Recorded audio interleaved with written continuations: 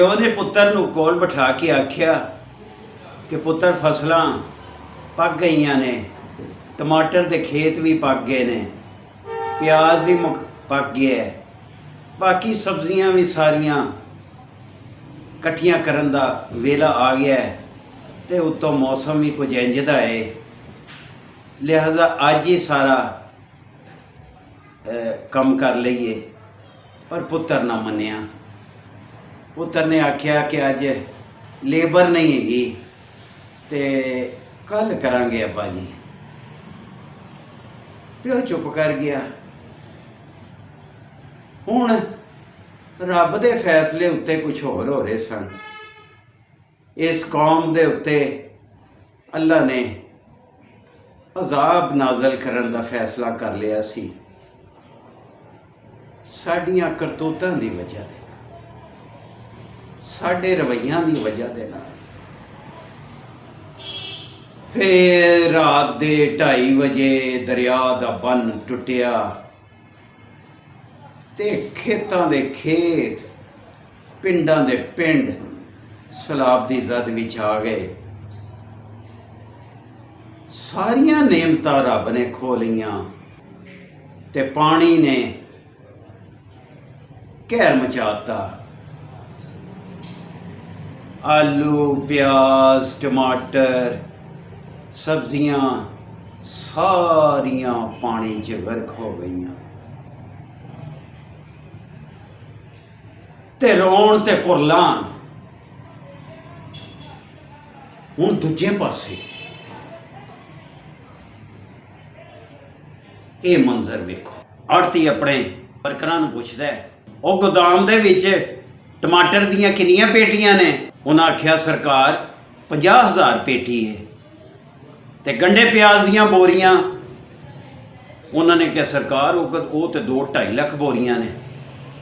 ਓਏ ਉਹਨਾਂ ਨਹੀਂ ਕੱਢਣਾ, ਕੋਈ ਦਿਨ ਰੋਕ ਕੇ ਰੱਖੋ, ਸੈਲਾਬ ਨੇ ਸਾਰੀਆਂ ਫਸਲਾਂ ਤਬਾਹ ਕਰ ਦਿੱਤੀਆਂ ਨੇ ਤੇ ਹੁਣ ਅਸੀਂ ਇਹ ਮਹਿੰਗਾ ਕਰਕੇ ਵੇਚਾਂਗੇ। ਉਹ ਸਾੜਤੀ ਦੇ ਹਾਥੀ ਜਿਹੜੀ ਆ ਇਹ ਪਿਆਜ਼, ਟਮਾਟਰ ਤੇ ਸਬਜ਼ੀਆਂ ਆਈਆਂ ਸਨ, ਉਹ ਬੜੀਆਂ ਹੀ ਸਸਤੀਆਂ ਕੀਮਤ 'ਤੇ ਸਨ। ਪਿਆਜ਼ 15 ਰੁਪਏ ਕਿਲੋ ਅਤੇ ਟਮਾਟਰ 20 ਰੁਪਏ ਕਿਲੋ ਖਰੀਦੇ ਹੋਏ। ਉਸ ਨੇ ਕੁਝ ਦਿਨ ਇਹਨਾਂ ਚੀਜ਼ਾਂ ਨੂੰ ਰੋਕ ਲਿੱਤਾ ਅਤੇ ਸ਼ਹਿਰਾਂ 'ਚ ਕੋਹਰਾਮ ਮਚ ਗਿਆ। ਫਿਰ ਰੇਹੜੀਆਂ ਵਾਲੇ 300 ਰੁਪਏ ਕਿਲੋ, 350 ਰੁਪਏ ਕਿਲੋ ਪਿਆਜ਼ ਵੇਚਣਾ ਸ਼ੁਰੂ ਹੋ ਗਏ ਅਤੇ ਟਮਾਟਰ 'ਤੇ ਅੱਗ ਲੱਗ ਗਈ। 400 ਰੁਪਏ ਕਿਲੋ ਤੱਕ ਟਮਾਟਰ ਵਿਕਦੇ। ਆੜ੍ਹਤੀਆਂ ਨੇ ਬੜਾ ਪੈਸਾ ਕਮਾਇਆ। ਹੁਣ ਇੱਕ ਤੀਜਾ ਸੀ। ਮੈਂ ਕਿਹਾ ਸੁਣਨਾ ਜ਼ਰਾ, ਆ ਬੱਚਾ ਬਿਮਾਰ ਹੋ ਗਿਆ ਸਾਡਾ।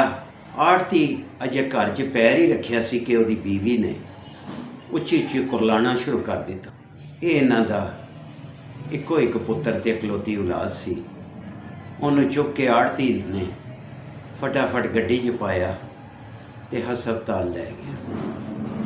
ਨਾਲ ਬੀਵੀ ਰਸਤੇ ਦੇ ਵਿੱਚ ਰੋਂਦੀ ਰਹੀ, ਪਰ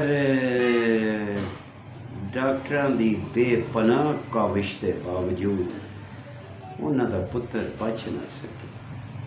ਉਹ ਆੜ੍ਹਤੀ ਡਾਕਟਰਾਂ ਨੂੰ ਫੜ ਫੜ ਕੇ ਆਖਦਾ ਕਿ ਜਿੰਨੇ ਮਰਜ਼ੀ ਪੈਸੇ ਲੈ ਲਓ, ਮੈਂ ਲੱਖਾਂ ਰੁਪਇਆ ਖਰਚ ਕਰਨਾ ਮੇਰੇ ਪੁੱਤਰ ਨੂੰ ਦੀ ਜਾਨ ਬਚਾ ਦਿਓ।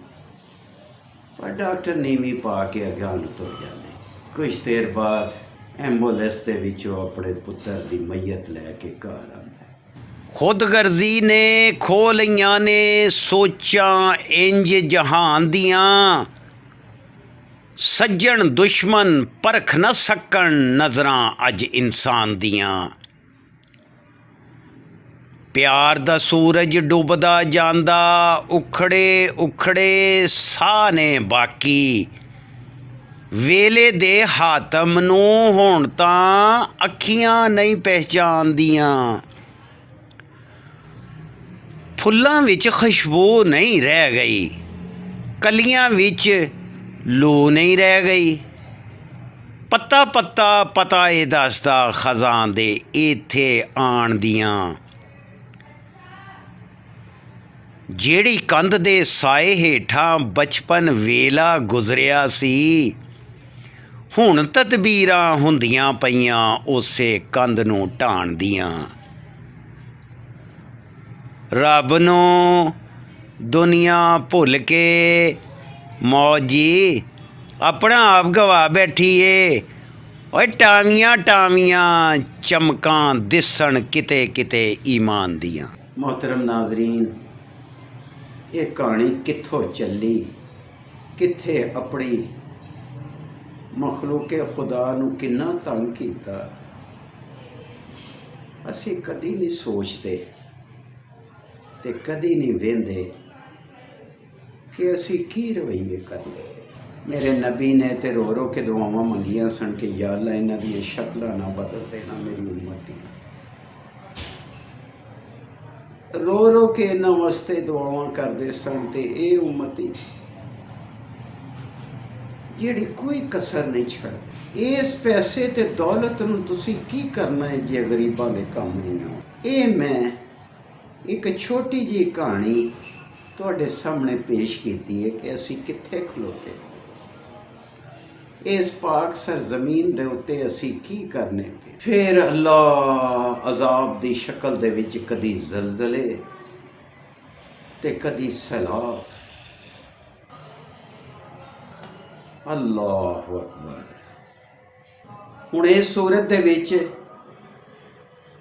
ਮੈਂ ਆਪਣੀ ਪਾਕ ਅਫਵਾਜ ਨੂੰ ਸਲਾਮ ਪੇਸ਼ ਕਰਨਾ, ਮੈਂ ਆਪਣੇ ਅਦਲੀਆ ਨੂੰ ਸਲਾਮ ਪੇਸ਼ ਕਰਨਾ, ਮੈਂ ਆਪਣੇ ਉਹਨਾਂ ਲੋਕਾਂ ਨੂੰ ਸਲਾਮ ਪੇਸ਼ ਕਰਨਾ ਜਿਹੜੇ ਪਾਕਿਸਤਾਨ ਦੇ ਗਰੀਬਾਂ ਦਾ ਦਿਲੋਂ ਹਮਦਰਦੀ ਰੱਖਦੇ ਨੇ ਤੇ ਪਾਕਿਸਤਾਨ ਖੁਦਾ ਦਾ ਪਾਕਿਸਤਾਨ ਨੂੰ ਕਾਇਮ ਰੱਖਣ ਦੇ ਵਿੱਚ ਆਪਣੀਆਂ ਮਿਹਨਤਾਂ ਲਾ ਰਹੇ, ਮਗਰ ਉਹ ਤੇ ਥੋੜ੍ਹੇ। ਸਾਨੂੰ ਸੋਚਣਾ ਪਏਗਾ ਆਪਣੇ ਖੁਦਾ ਦਾ ਪਾਕਿਸਤਾਨ।